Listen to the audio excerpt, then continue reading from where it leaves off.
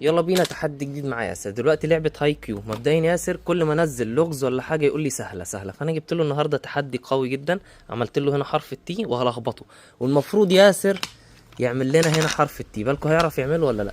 يلا ياسر معاك 40 ثانية. يلا يا باشا قليل ابدأ. 40 ثانية. ما اعرفش، ماليش في، انت كل ما انزل حاجة تقول لي سهل سهل سهل. وريني بالكو هيعرف يعمل حرف التي ولا لا. هو مبدئيا في هنا 100 شكل، يا نهار أبيض. بس انا اخترت له اسهل شكل، شكل رقم 100 حرف التي.